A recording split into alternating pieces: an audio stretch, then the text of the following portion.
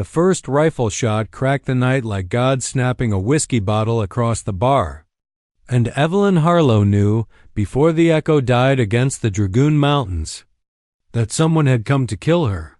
She was 30 years old, alone on the high porch of the Bar H ranch house, the only light the red coal of her cigarette and the green shimmer of Comet tail burning across the Arizona sky. 9 months widowed, 9 months without a man's hand on her skin. 9 months since the fever took Thomas and left her with nothing but 8,000 acres of half-wild cattle, a stack of unpaid banknotes, and a reputation that made decent women cross the street in Tombstone. The second shot splintered the post beside her head. Evelyn didn't flinch. She drew the Schofield from the holster tied high on her thigh. Thomas had hated her wearing it like a dance hall girl. But Thomas was dead and stepped into the moonlit yard. A horse screamed somewhere in the cottonwoods along the dry wash. Hooves pounded, fading south. Whoever it was had only meant to scare her tonight. They'd be back to finish it. She tasted iron where she'd bitten her tongue. Fear tasted like that, sharp and private. She spat blood and walked toward the sound of the retreating rider. That was when she saw him. He stood at the edge of the firelight thrown by the burning comet. Tall as grief, bronze skin catching the green glow like river-wet stone. Apache, but not Chiricahua. His hair hung loose to the waist. No war knot, and the rifle across his saddle was a new Winchester, not army surplus. A single eagle feather was tied into the mane of his paint horse. His eyes were black glass, unreadable. He spoke first, voice low. English perfect, but touched with the slow music of the reservation school at San Carlos. You bleed. Beautiful lady. She hadn't realized the splinter had cut her cheek. A thin line of blood crawled toward her jaw. She wiped it away with the back of her hand. I've bled worse, Evelyn said. You the one shooting at me? A faint shake of the head. I followed the one who did. Why? He looked up at the comet. It was brighter now, splitting the sky like a wound. Because the sky is wrong tonight, and because it has been 9 moons since I lay with a woman. The spirits grow restless when a man forgets warmth. The bluntness hit her like a slap.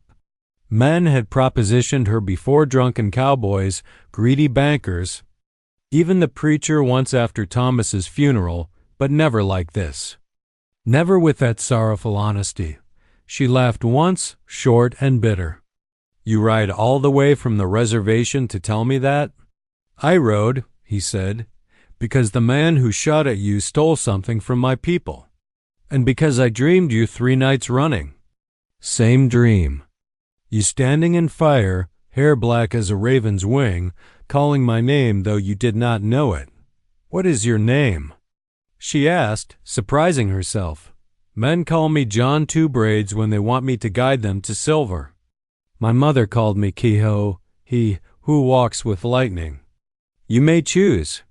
The comet flared again, bathing the yard in corpse green. Somewhere a coyote began to sing a broken song. Evelyn felt the night tilt, the way it does when too much whiskey meets too little sleep. She should have been afraid. Instead, she felt the first true heat she'd known in 9 months, low in her belly. I'm Evelyn Harlow, she said. And if you're here to help, you can start by telling me who wants me dead. He swung down from the paint horse with the fluid silence of a man born to it. Up close he smelled of cedar smoke, horse sweat, and something wilder creosote after rain. Your husband found a vein, he said. Not silver, gold, enough to make men kill their own brothers. He wrote it down before he died. The map is still here. 3 men know. 1 rides for the bankers in Tucson. 1 rides for the railroad.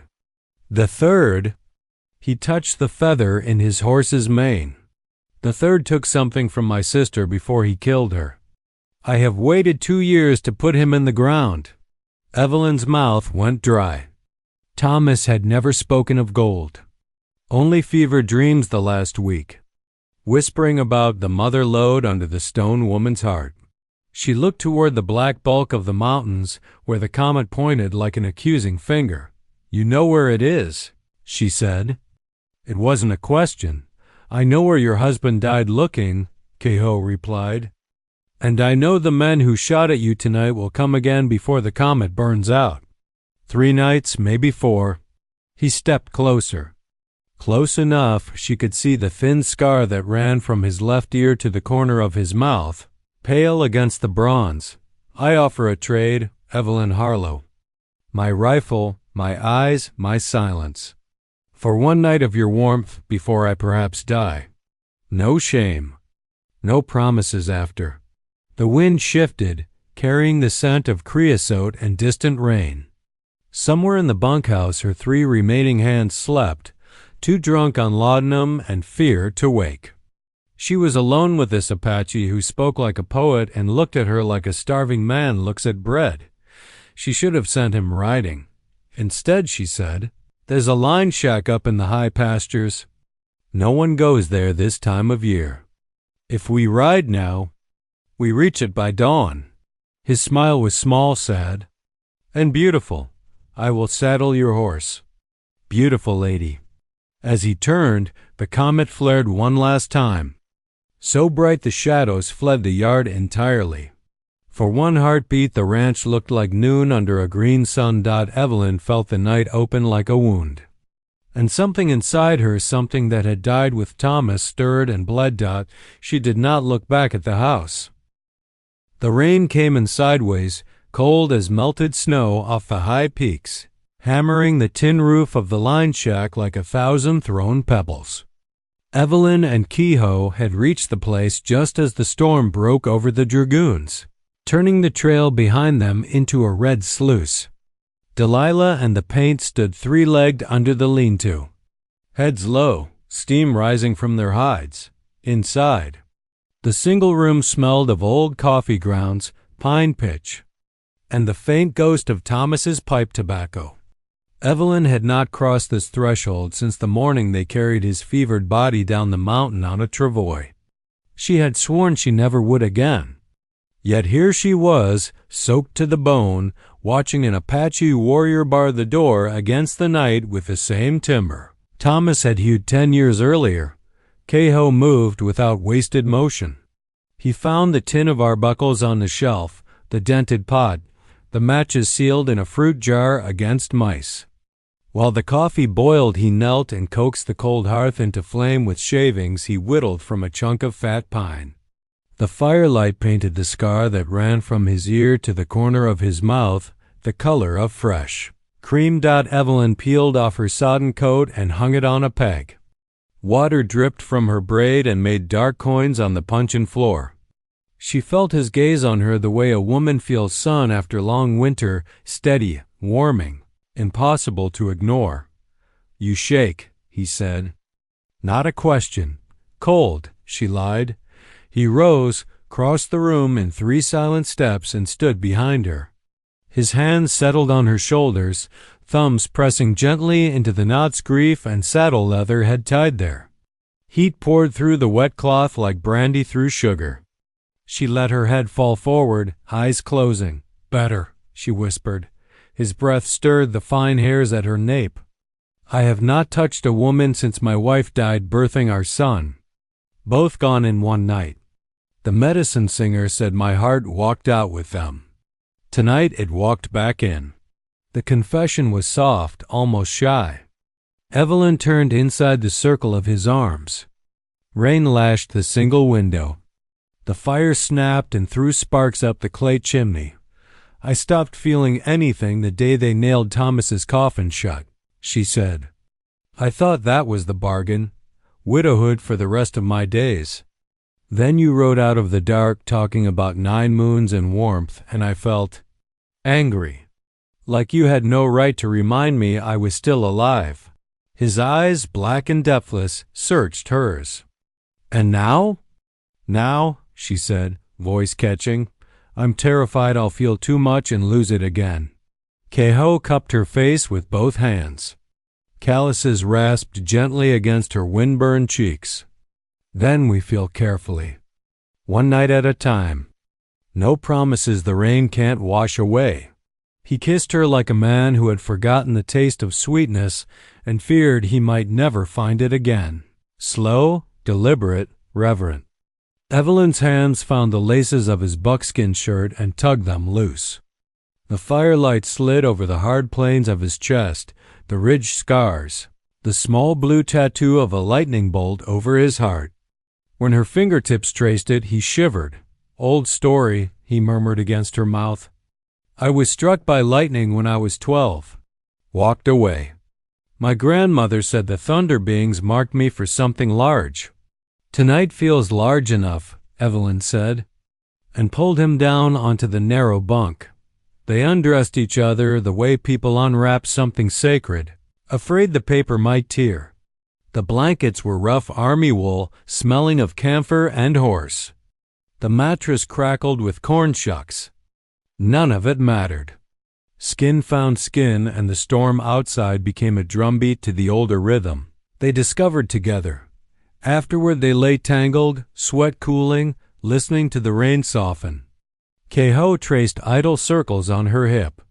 Tell me about the men who will come, she said into the hollow of his throat.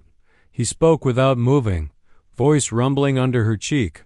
Caleb Brooke first. Big belly, bigger mouth. Used to scout for the army, sold information to both sides. Thomas trusted him once. Rook will bring hired guns, men who kill for $20 and a bottle of whiskey. Then Langford the banker. Thin, always sweating. He holds the mortgage paper but wants the gold quiet, no courts, no questions.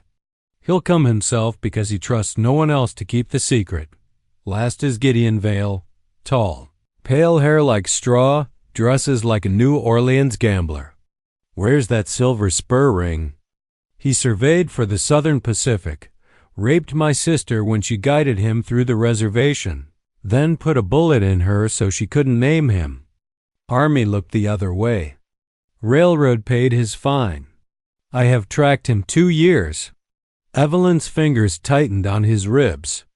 He'll come here? Vale feels the comet like a noose. He believes if the gold is taken before it fades, the spirits will have their due, and he walks free. Superstition makes him reckless. She lifted onto an elbow.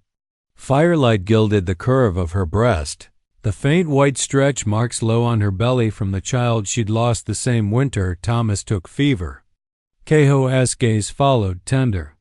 I want him to see my face when he dies, she said. No. The single word carried iron. You will stay behind me. I've killed men before. Her voice was flat. West Texas flat, the accent she never quite lost. Comancheros who thought a woman alone was easy pickings. I'm not some porcelain doll. He brushed a strand of hair from her cheek. I know what you are, Evelyn Harlow. You are lightning in a dress. But Vale is a snake. Snakes bite from the grass. Let me stand in the grass. She studied him a long moment, then laid her head back on his chest. We argue about it tomorrow. Tomorrow, he agreed, though they both heard the lie gentle between them, much later. When the fire burned low and the rain became a whisper, Kehoe rose naked and crossed to the window. Moonlight silvered the scars on his back. He stood there a long time, staring toward the black bulk of the mountains. Evelyn watched the play of muscle under bronze skin and felt something fierce bloom inside her chest. Protective, possessive, terrified. What do you see? She asked. He didn't turn. Tracks in the mud below the switchback. 3 riders. They follow the storm, thinking it hides them. They will reach the shack by dawn. She was out of the bunk in an instant, reaching for her clothes. Then we ride. No. Now he faced her. We choose the ground. There is a box canyon 2 miles west. One way in. The stone woman watches the entrance. We lead them there, pick them off like ticks from a dog's ear. Evelyn pulled on trousers, buttoned her shirt with fingers that did not shake. She buckled the Schofield high on her thigh the way dance hall girls did. the way Thomas had hated and secretly loved. "And after?" she asked. He smiled then, the first full smile she had seen from him, white and sudden as lightning against night. "After, beautiful lady, we come back here. I will make coffee. You will scold me for being reckless. We will argue about whose turn it is to mend the roof before winter. We will be alive." She crossed the room, rose on her toes, and kissed the scar that cut through his lips. "Then let's go make them regret following us through the rain," she said. Outside, the storm had spent itself. The mountains steamed under a cleansing wind. Somewhere a night bird called once, mournful and clear. Evelyn saddled Delilah while Kehoe checked the loads in his Winchester. When they rode out, side by side, the first pale blade of dawn was just beginning to cut the sky behind the stone woman's profile. Behind them, the line shack stood empty again, blankets still warm, coffee grounds still smoldering in the hearth, waiting it would not wait long. The storm left the world raw and shining. Every creosote bush glittered like it had been dipped in glass, and the dry washes ran bank to bank with red water the color of fresh liver. By the time Evelyn and Kehoe reached the base of the falls, the roar was loud enough to drown rifle shots.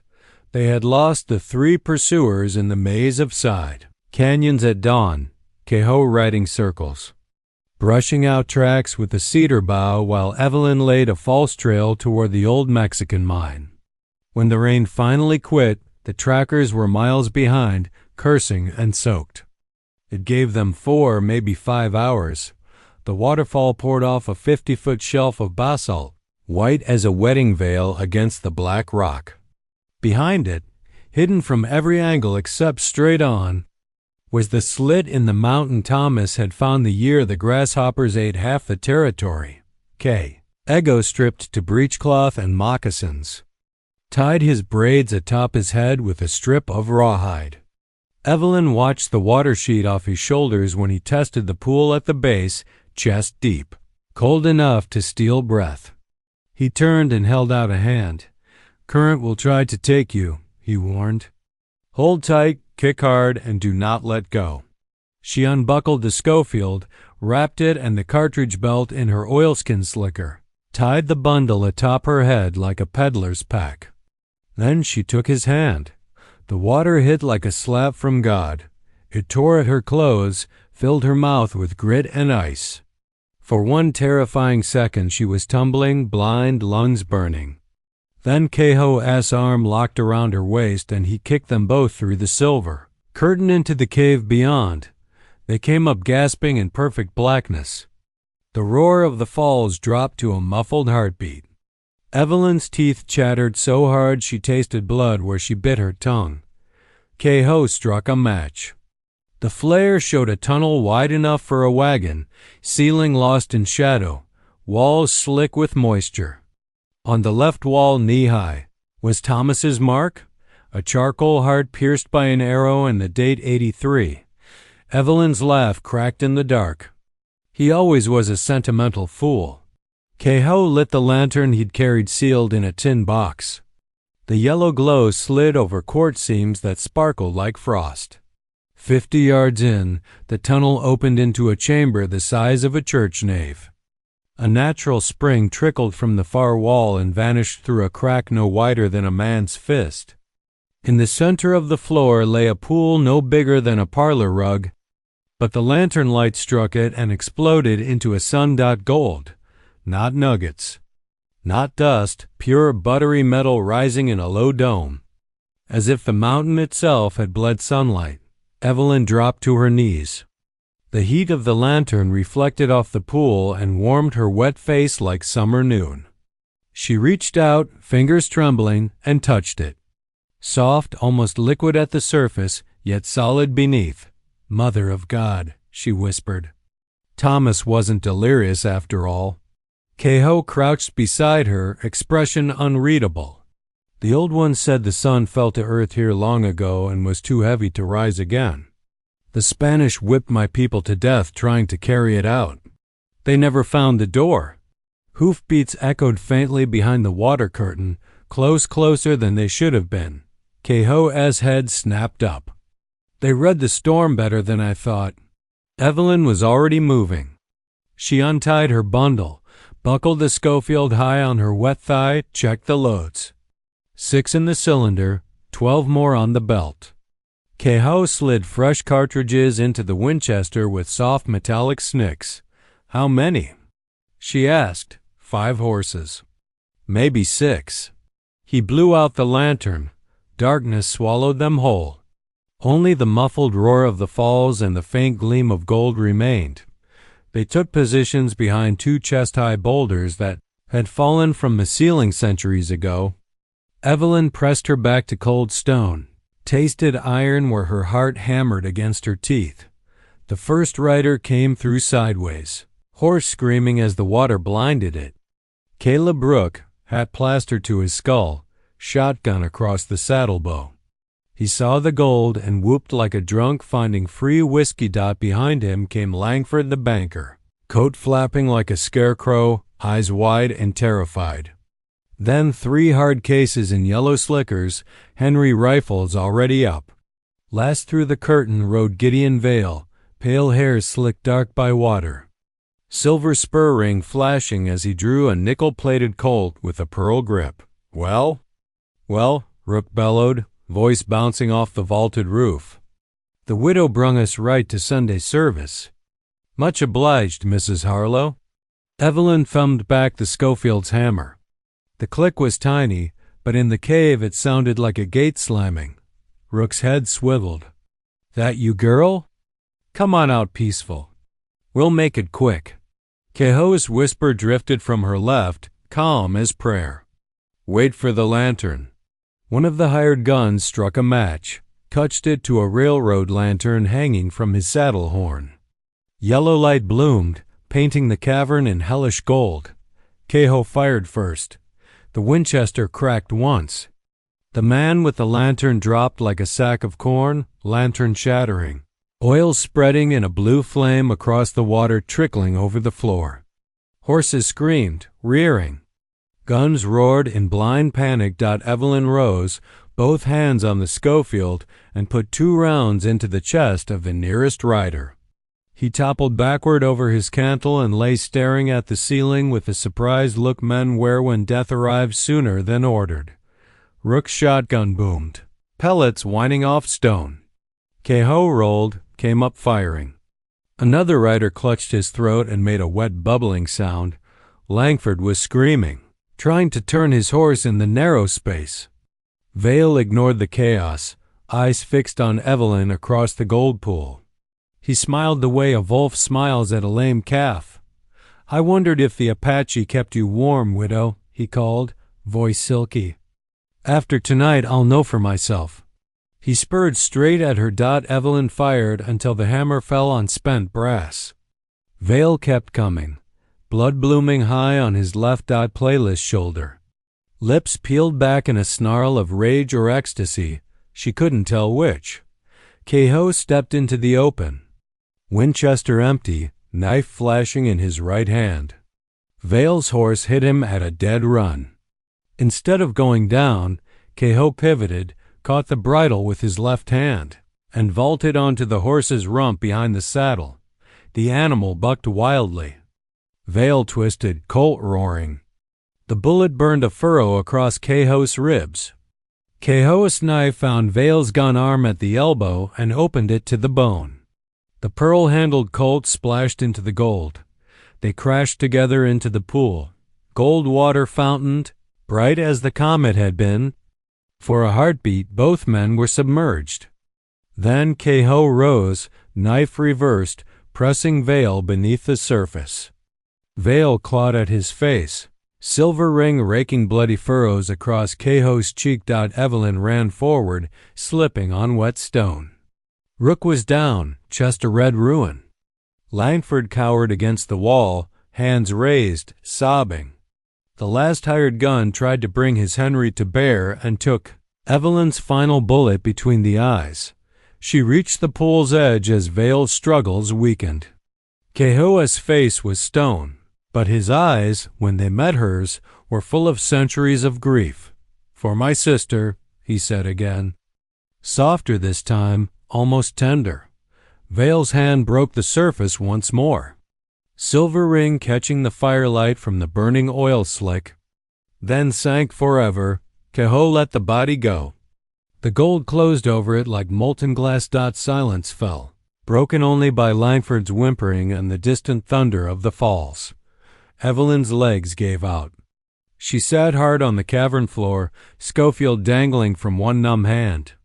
Kehoe waded out, blood running pink from a dozen cuts, and knelt in front of her. "It is done," he said. She looked past him at the pool. A single bubble rose popped, was gone. "No," she answered, voice raw. "Now it starts." She tore a strip from her petticoat, pressed it to the worst slash on his ribs.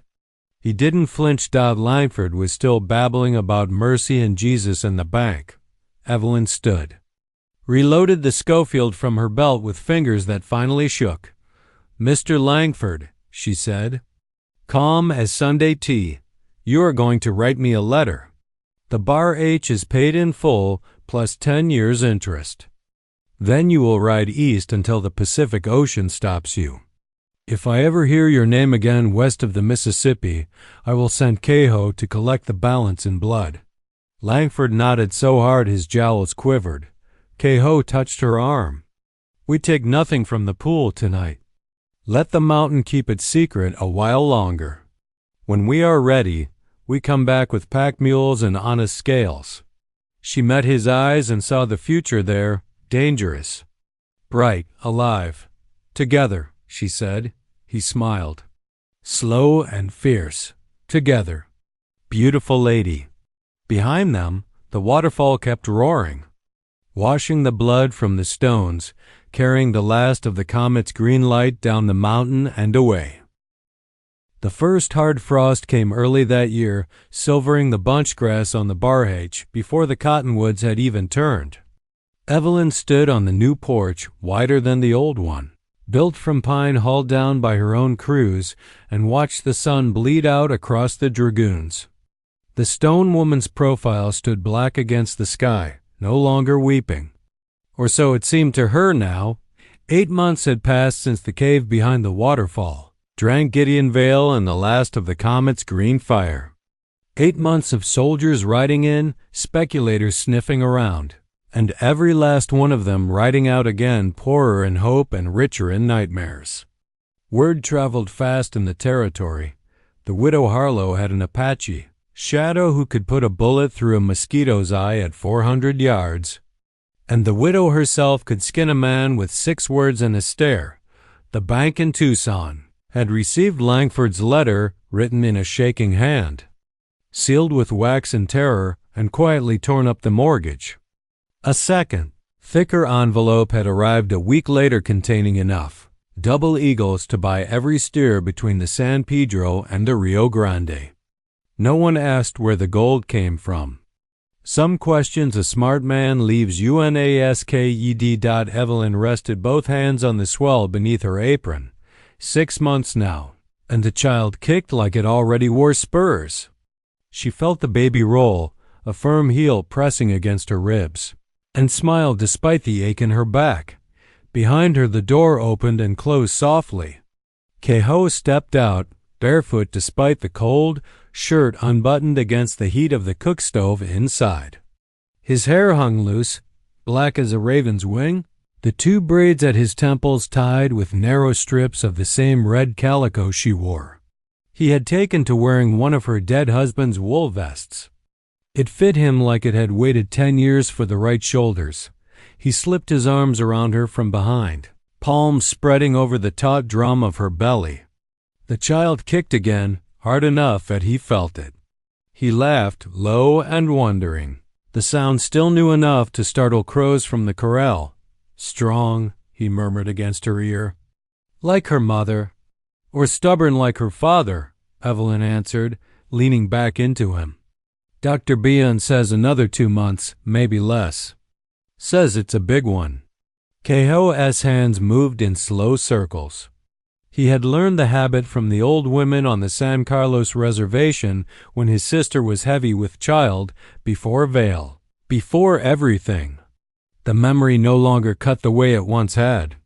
Time and Evelyn's fierce love had scabbed it over. Inside, the house smelled of coffee and cinnamon. Maria, the Mexican girl they'd hired away from the hotel in Tombstone, sang softly in Spanish while she rolled out biscuits. The new bunkhouse rang with hammer blows. 3 of the old hands had stayed on, and 4 new ones, good men, quiet, who asked no questions about the Apache who came and went like smoke. Evelyn turned in the circle of his arms. The scar on his cheek, 3 pale lines from Vale's ring, had healed silver against the bronze. She touched it with one thumb. "Letter came from the agency," she said quietly. "Captain Brooks wants you to come in. Says there's talk of moving the Chiricahua again. Wants your word you'll keep the peace." Kehoe's eyes went flat and winter cold. "My word was given the day they penned my people behind wire. I keep it by staying far from their guns." She nodded. They had argued this before. She would not ask him to choose between her and his blood. Some choices broke a man in half. Instead, she said, "Then we ride to San Carlos together. You, me, and the child when she comes.